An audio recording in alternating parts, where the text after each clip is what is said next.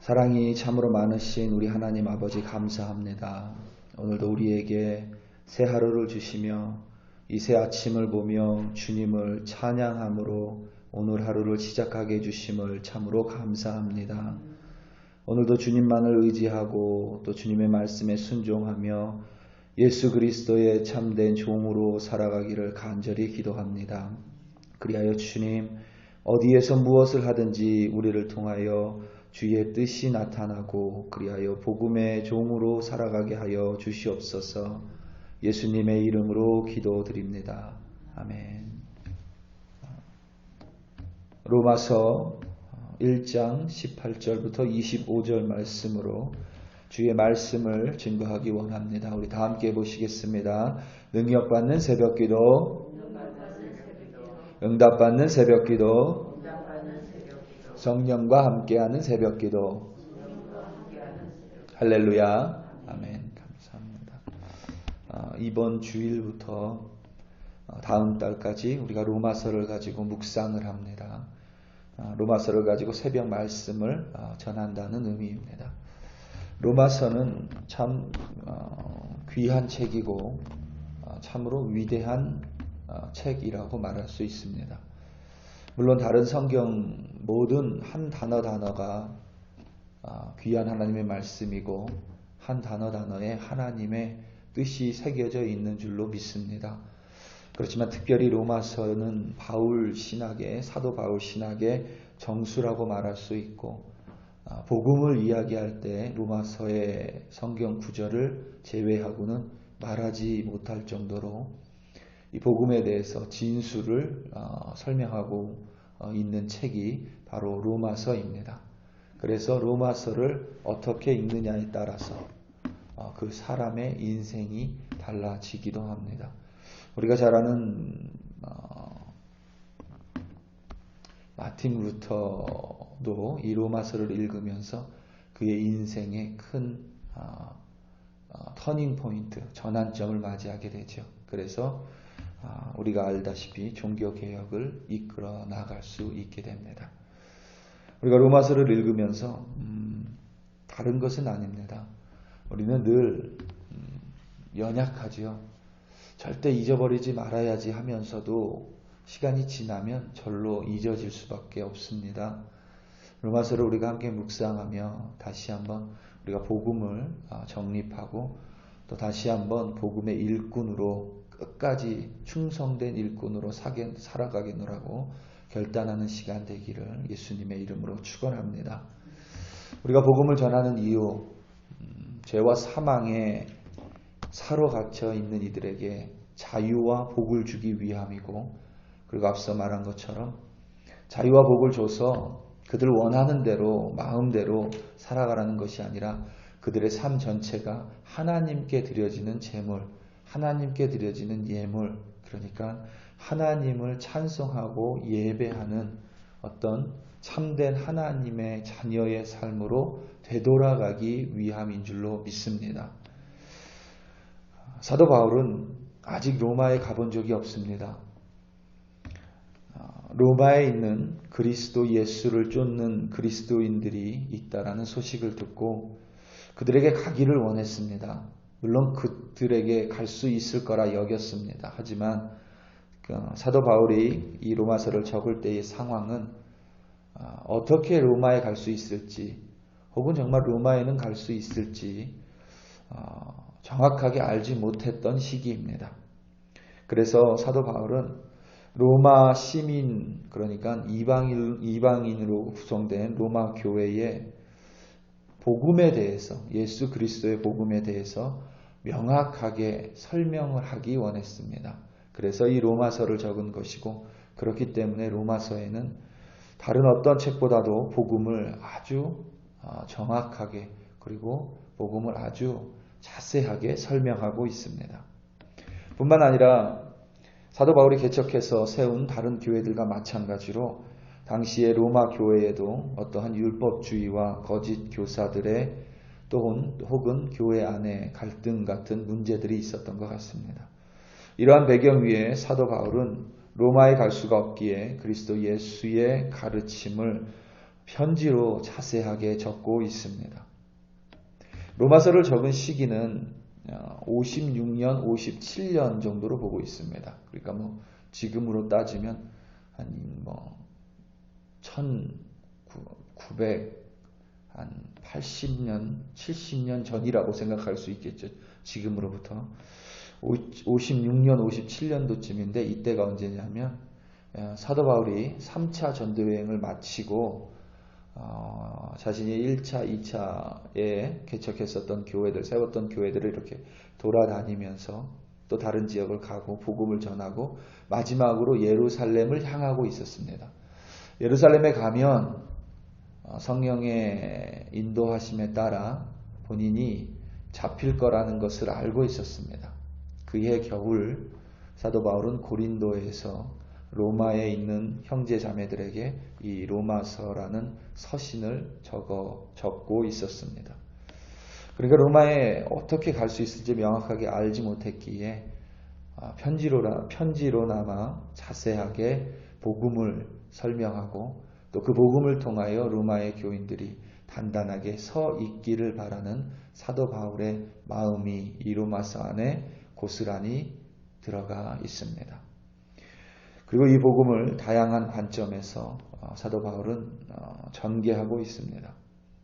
우리가 다음 달까지 로마서를 함께 살펴보면서 다시 한번 우리의 모습을 살펴보기 원하고 얼마나 우리의 인간이 타락하고 얼마나 연약한지 우리의 모습을 살펴보고 또 스스로 구원할 수 없는 인간이기에 스스로 죽을 수밖에 없는 인간이기에 인간 외에 다른 존재가 구원할 수밖에 없는 존재이기에 예수 그리스도께서 인간으로 오셨고 우리 한 사람 한 사람을 위해 십자가 위에서 피를 흘려주셨고 또 돌아가셨기 때문에 우리 한 사람 한 사람이 하나님 안으로 들어가고 그리하여 새 생명을 가진 자가 됐다라는 사실. 그리하여 우리는 죽음을 두려워하는 자들이 아니라 그리하여 우리는 이 세상을 두려워하는 자들이 아니라 이 세상 가운데 담대하게 살아가며 죽음 가운데 초연하며 끝까지 하나님을 쫓는 그러한 제자들, 그러한 하나님의 자녀들임을 명확하게 다시 한번 되새기는 그러한 새벽 예배가 묵상이 되기를 예수님의 이름으로 축원합니다. 복음의 시작은 내가 얼마나 악한 존재인가, 내가 얼마나 타락한 존재인가, 내가 얼마나 이기적인 존재인가, 그래서 내가 죄와 사망에 갇혀 있을 수밖에 없는 존재이구나 라는 것을 깨달음으로 말미암아 복음은 시작이 됩니다. 많은 사람들이 기독교인들이 왜 항상 부정적인 것을 이야기하냐라고 비판을 할 때가 있습니다. 그들이 말하는 부정적인 것은 뭐냐면 사실 기독교인들은 여러분 부정적이지 않습니다. 사실 기독교인들은 위기 극복을 가장 잘하는 사람들이 기독교인들입니다. 왜냐하면 성령이 도우시기 때문입니다. 그럼에도 불구하고 종종 우리 기독교인들을 향해서 왜 기독교인들은 부정적이냐, 왜 인간의 꼭 어두운 면을 자꾸 밝히려고 하냐 이렇게 이야기하는데 바로 거기가 복음의 시작점이기 때문입니다. 바로 거기가 우리가 얼마나 연약한 존재이고 악한 존재인지 깨닫는 시기이기 때문입니다. 그래서 우리 모두가 죄와 사망에, 그러니까 악하고 이기적이고 욕망에 사로잡혀 있는 그런 존재임을 깨달았을 때에 우리는 복음에 대해서 마음을 열고 시작하게 되는 것입니다. 어제 한국 시간으로 기독교 진보단체라고 해요. 제가 80개의 진보단체를 쭉 이렇게 봤습니다. 80개 진보단체가 차별금지법 제정을 찬성하겠다라고 발표하고 나섰습니다. 여러분, 기독교인들은 정치는 진보와 보수가 있을 수 있습니다. 그렇지만 기독교인들은 진보와 보수가 없습니다. 그러면서 꼭 거기에 그런 말을 달아요. 예수도 소수였다. 예수도 소수였다. 참 마음이 아프고 오늘 말씀을 보는 것처럼 스스로 참 지혜 있다라고 여깁니다. 스스로 자신들은 좀 다른 기독교인들이라고 여깁니다. 그런데 기독교의 역사는 예수 그리스도는 다른 기독교인들에 의해서 지금까지 이어져 온 것이 아니라 단 한 명의 신실한 기독교인, 그러니까 여기서 말하는 신실함이라는 것은 말씀의 신실함인 것입니다. 말씀을 그대로 지킨 그 신실한 단 한 명의 기독교인에 의해서 지난 2000년 동안 기독교는 생명을 유지하고 지금도 그리고 앞으로도 그 생명을 유지할 것입니다. 진보적이라고 해서 기독교가 진보적이기 때문에 혹은 보수적이기 때문에 기독교가 우리가 알고 있는 지금의 기독교가 된 것이 아니죠. 기독교인은 기독교인입니다. 그리고 기독교인이 기독교인으로 불리는 이유는 예수 그리스도를 쫓기 때문입니다. 예수 그리스도는 말씀이십니다. 말씀을 떠나서는 절대로 예수 그리스도를 쫓을 수 없는 것이고, 예수 그리스도를 쫓을 수 없다라면 결코 그리스도인이 될 수가 없는 것입니다. 그것을 보면서 너무나도 마음이 아프죠. 불의합니다. 경건하지 못합니다. 욕망에 사로잡혀 있고 욕구에 사로잡혀 있습니다. 그런데 그것을 스스로 지혜롭다 여기며 그것을 그대로 쫓아가는 이들을 보면서 참으로 마음이 안타깝습니다. 때로는 하나님을 알지 못하는 사람들로부터 하나님이 어디 있냐라는 이야기를 들을 때가 있습니다. 이 사람들이 하나님을 어디 있냐 물어보는 이유는 사실 하나님이 진짜 어디 있는지 관심이 있기 때문이 아닙니다. 왜 하나님이 어디 있냐 물어보냐면 하나님이 없어야 자기 마음대로 살 수 있기 때문입니다. 하나님이 없어야 내가 원하는 대로 내 욕심 쫓아가면서 다른 사람 좀 헤쳐가고 내 성공과 내 부를 위해서 내 마음대로 살아도 불편하지 않기 때문입니다. 특히 한국 사람들은 더 그래요. 왜냐하면 한국 문화 속에서는 어떤 절대자에 대한 개념이 있기 때문입니다. 그런데 여러분, 주변을 둘러보면 하나님 외에는 우리가 설명하지 못하는 것들이 너무 많죠. 콜로라도 스프링스에 있으면서 그걸 느끼지 못한다면 그거 정말 하나님의, 오늘 말씀에 의하면 하나님의 진노하심 때문에 그냥 내버려져 있는 상태입니다. 그래서 모르는 거예요. 저 산을 보세요.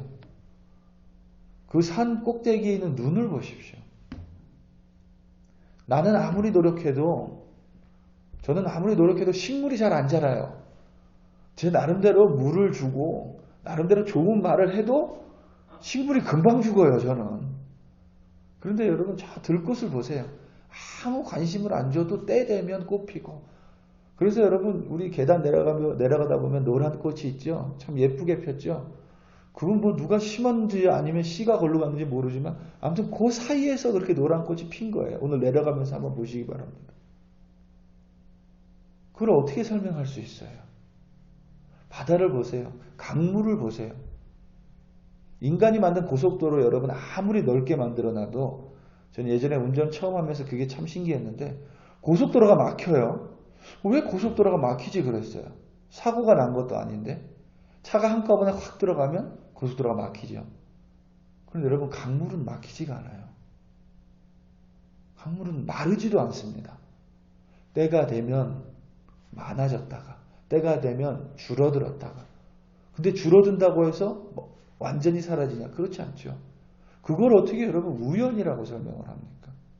그걸 어떻게 우연이라고 그거를 바라볼 수가 있겠어요? 아침에 오면서 아침에 해가 뜨는 모습을 볼 때마다 제가 가끔 이런 유혹을 받아요. 새벽 예배를 땡땡이 치고 저 해가 떠오르는 저 길 한번 가볼까?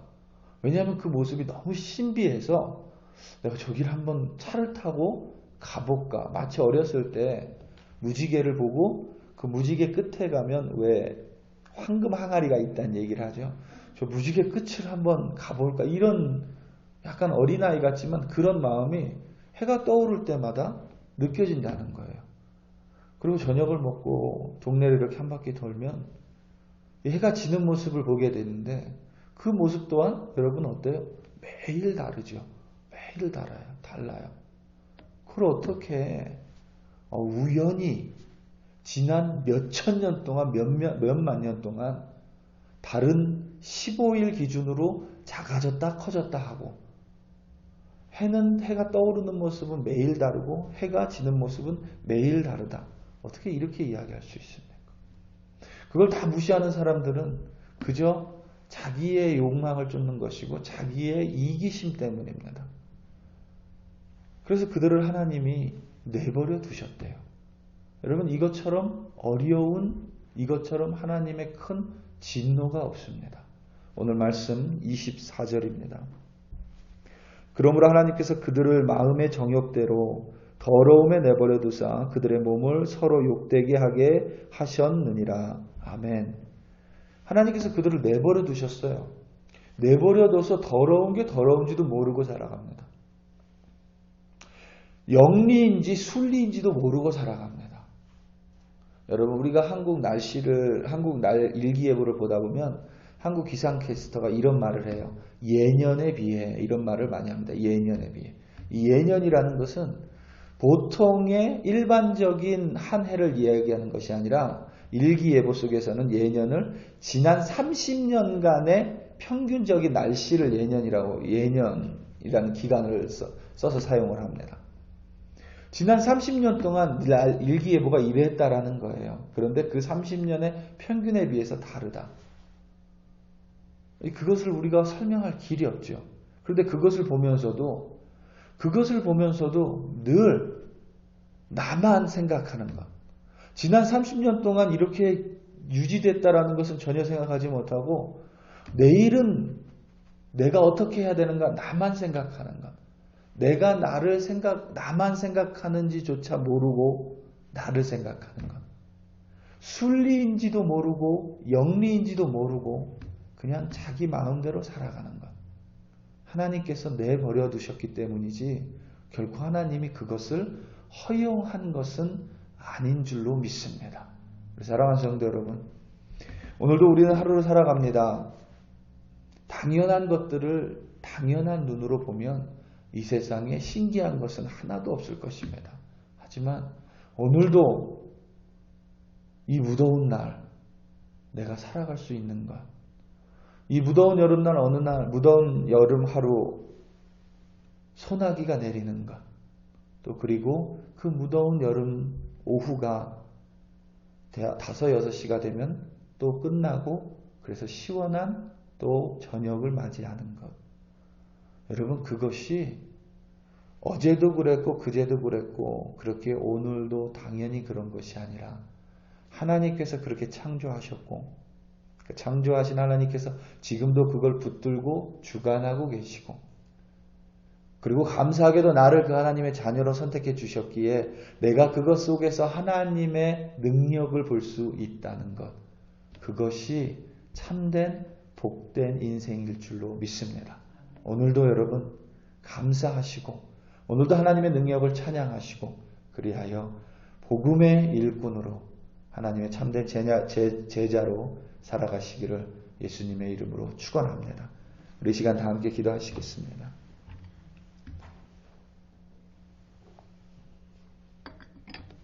이 시간 우리 특별히 여러분 그 차별금지법 제정을 위해서 함께 좀 기도합니다. 보수 기독교인들이 반대하는 것이 아닙니다. 기독교인이라면 마땅히 반대해야 될 것입니다. 말씀대로 살지 못하는 것도 하나님 앞에 죄송한데 하나님의 그 말씀을 있는 그대로 전하지 못하는 것, 그것은 하나님 앞에서 참으로 죄송한 일입니다. 차별금지법 제정이 이루어지지 않기를 우리 함께 기도하고 무엇보다 다시 한번 한국과 미국이 깨어나 하나님의 복음을 감당하는 정말 선지자적인 나라가 되게 해달라고 우리 한국과 미국을 위하여 코로나 바이러스가 또 멈추기를 위하여 이 시간 다 함께 주여 한번 부르시고 간절히 기도합니다. 주여 할렐루야 할렐루야. 아버지 하나님 참으로 감사합니다. 아버지 하나님 오늘도 하루를 시작하며 하나님을 바라보므로 또 아버지 하나님 우리가 얼마나 연약하고 이기적이고 악한 존재인지 아버지 하나님 바라보고 또 그것을 생각하며 하루를 시작합니다. 아버지 하나님, 우리가 이기적이고 욕망의 사료가 되었기에 죄와 사망으로 죽을 수밖에 없는 존재지만 아버지 하나님, 우리를 구원하여 주셨기에 오늘도 하루를 시작하며 그리스도 예수를 바라보며 구원을 바라보며 아버지 하나님의 능력을 바라보며 오늘 하루를 살아갑니다.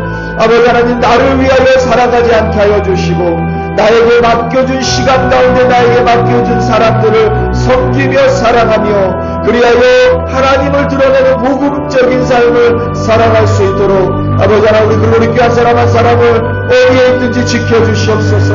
특별히 아버지 하나님, 한국의 차별금지법 제정 아버지 하나님 막아주시기를 간절히 기도합니다. 말씀대로 살지 못하는 것도 하나님 앞에 송구스러운데 아버지 하나님, 말씀을 제대로 전하지 못하는 것도 하지 못한다면 하나님, 우리가 어찌 그리스도인이라 칭할 수 있겠습니까? 어찌 그리스도인이라 칭함받을 수 있겠습니까? 아버지 하나님, 오늘도 하나님 우리 주변에 모두 많은 것들을 통하여 하나님을 계시해 주셨습니다. 아버지 하나님, 말씀뿐만 아니라 이 세상 하루가 시작하고 하루를 마치며 무더운 여름 하루 가운데 있어 아버지 하나님, 소나기를 통하여서 아버지 저 산을 통하여서 식물을 통하여서 야생화를 통하여서 하나님 이렇게 아름답게 하나님 이 세상을 창조하시고 주관하셨으니 그 아름다움을 보며 주님을 찬양하게 하시고 그 아름다움을 보며 아버지 하나님, 내가 얼마나 하나님 앞에 더 어려운 존재인지 회개하며 오늘도 복음 가운데 살아갈 수 있도록 아버지 하나님, 나를 붙들어 주시옵소서. 할렐루야. 아버지 하나님, 참으로 감사합니다. 아버지, 오늘도 우리 한 사람 한 사람 하나님 그리스도 예수와 함께 살아가게 하여 주시옵소서. 아멘. 할렐루야.